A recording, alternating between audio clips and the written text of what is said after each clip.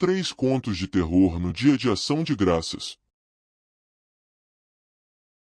A surpresa indesejada no jantar de Ação de Graças. Com nossa mãe e nossos avós morando a 20 minutos de distância, e a família do lado do nosso pai em uma cidade diferente, estávamos todos ajudando com a comida e outras coisas.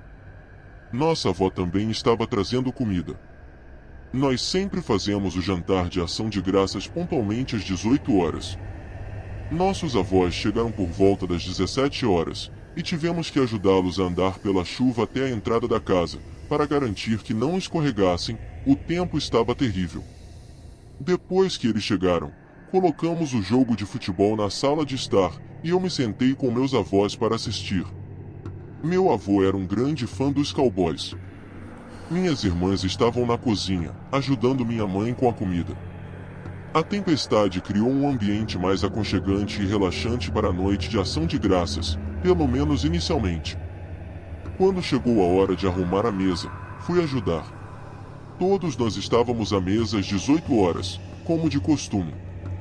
Tínhamos uma enorme seleção de comidas para pequena quantidade de pessoas: perna de peru, cordeiro, batatas, recheio, milho, molho de cranberry, pão de milho e mais coisas que provavelmente estou esquecendo. Estávamos todos comendo, bebendo vinho e conversando, antes de migrarmos para a sala de estar, onde continuamos assistindo ao jogo de futebol. Então, um pouco antes do jogo terminar, a campainha tocou. Ainda estava chovendo muito e não esperávamos mais ninguém. Nossa mãe disse: "Oh, não, e se for o seu pai?" Em resumo, nossos pais não se falam, mas a ideia de nosso pai vir nos surpreender não era impossível. Minha mãe me pediu para ver quem era. Então fui até a porta e gritei perguntando quem era, mas o som da chuva caindo no toldo abafou a voz de um homem do outro lado. Então abri a porta, mantendo a porta de tela ainda fechada e trancada. Havia um homem negro do outro lado da porta. Ele usava um grande casaco de chuva com o capuz levantado. Quando abri a porta, ele se aproximou e gritou algo.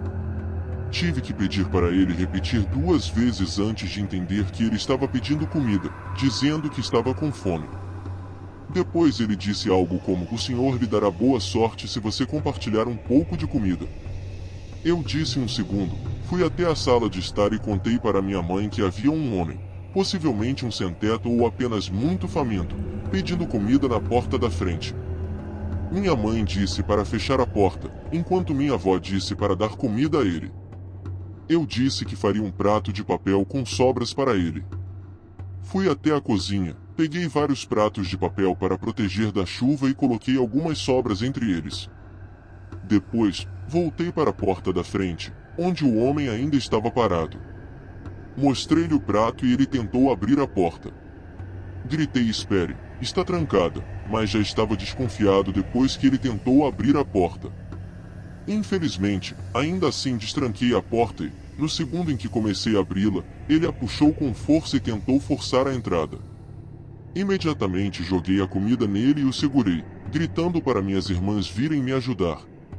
Enquanto Nancy vinha ajudar a fechar a porta, vi mais 2 homens correndo pelo caminho da frente em direção à porta.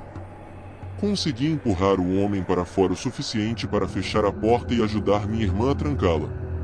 Assim que estava trancada, corri para a porta dos fundos para garantir que estava trancada. Eu era o único homem capaz na casa e sentia que era minha responsabilidade proteger a casa. Minha família estava em histeria, e começamos a pensar no que fazer. Não surpreendentemente, decidimos chamar a polícia. Minha mãe ligou enquanto eu ia de janela em janela, olhando para fora.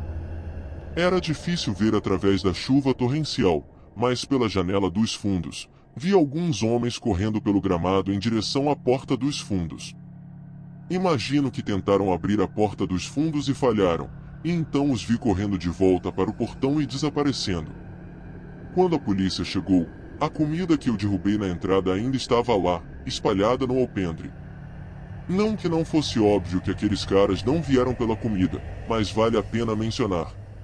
Nosso dia de Ação de Graças quase se tornou um pesadelo completo.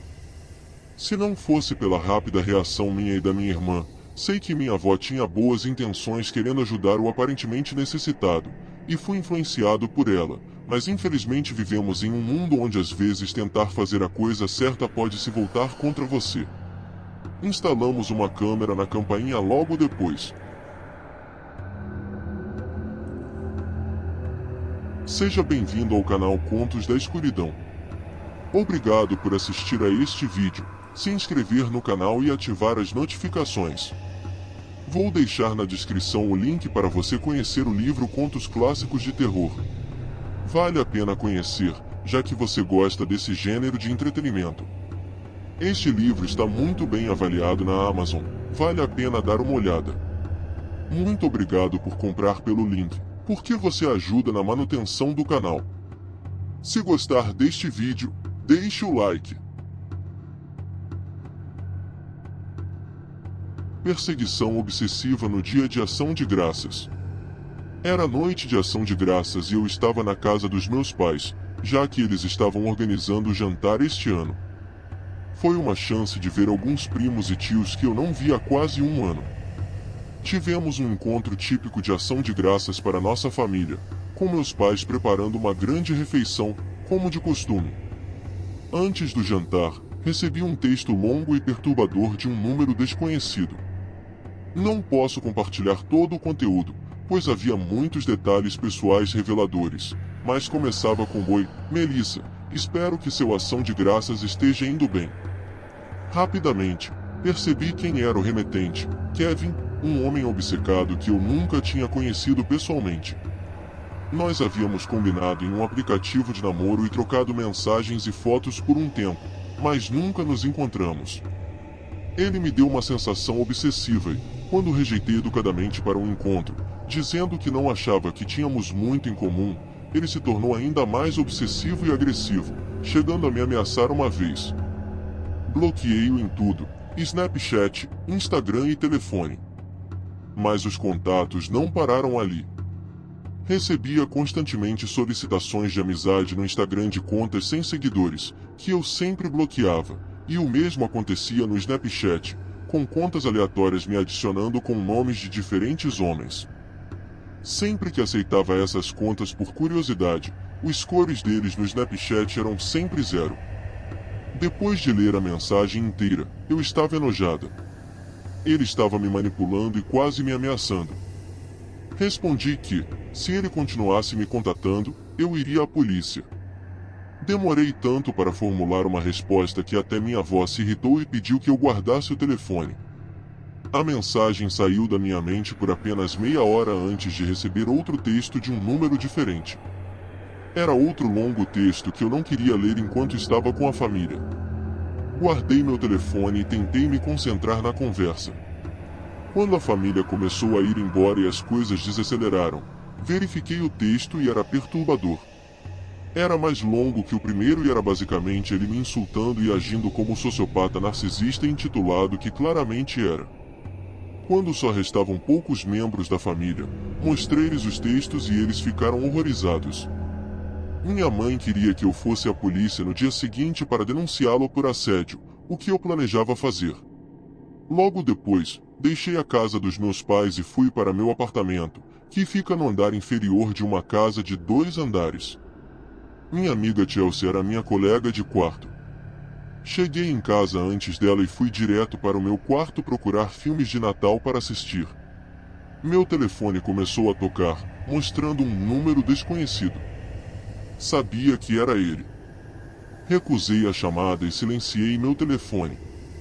Coloquei um filme natalino bobo para adormecer. Lembro que tinha James Gandolfini no elenco.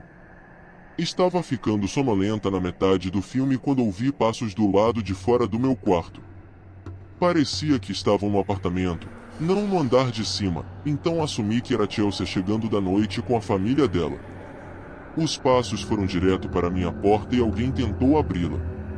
Sempre tranco minha porta à noite, mesmo confiando na Chelsea. É um hábito natural. Pausei o filme e ouvi enquanto a maçaneta girava mais algumas vezes, antes de eu gritar Chelsea. Então parou. Ouvi passos silenciosos se afastando da porta.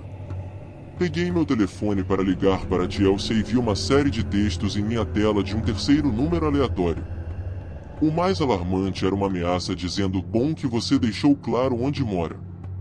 Tentei ligar para a Chelsea várias vezes, mas ela nunca atendeu. Liguei para meus pais várias vezes até meu pai atender.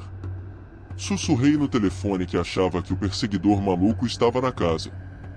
Meu pai disse para eu ficar quieta, que ele estava vindo imediatamente. Moramos a 10 minutos de distância, mas ele chegou em 5, de tão rápido que dirigiu. Durante esse tempo, fiquei ao telefone com meu pai até Chelsea me ligar de volta. Foi quando ela me disse que não voltaria para o apartamento naquela noite, então definitivamente não era ela. Quando meu pai chegou, a porta da frente estava trancada. Tive que deixá-lo entrar. Jurei a ele que não estava imaginando o que aconteceu.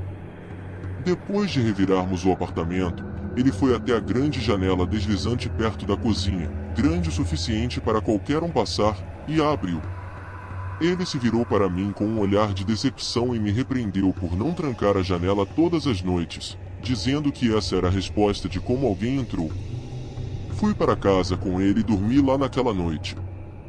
Na manhã seguinte, meu pai me levou ao escritório do Tribunal do Condado, onde nos deram instruções passo a passo para obter uma ordem de restrição temporária.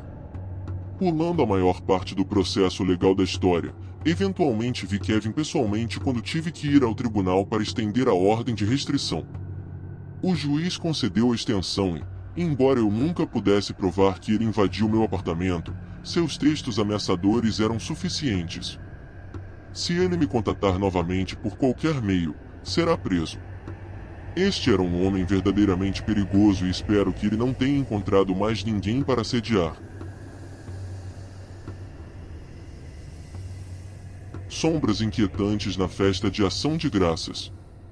A maior parte da minha família mora numa parte rural da Flórida Central, mais próxima da costa leste. Um ano, meu tio Ben estava organizando o dia de Ação de Graças. A casa dele fica às margens de um enorme lago, cercada por outras poucas casas. Não era uma casa sofisticada como você pode estar imaginando, mas sim rústica, privativa e espaçosa. Meu tio é meio caipira, mas isso sempre tornou nossas reuniões de feriado mais divertidas. Com ele organizando o dia de Ação de Graças, sabíamos que seria praticamente uma festa, com música, jogos de tabuleiro, geladeiras cheias de cerveja e todo aquele clima festivo.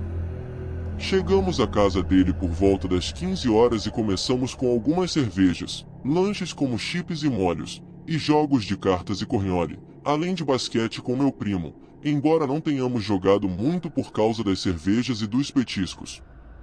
Tudo isso continuou por algumas horas, com música alta e um jeito pouco convencional de celebrar o dia de Ação de Graças. Então, quando começou a escurecer por volta das 17h30, a tia Mel e o tio Ben começaram a levar a comida para a mesa. Organizaram tudo sob o grande gazebo ao pôr do sol, e todos começamos a comer.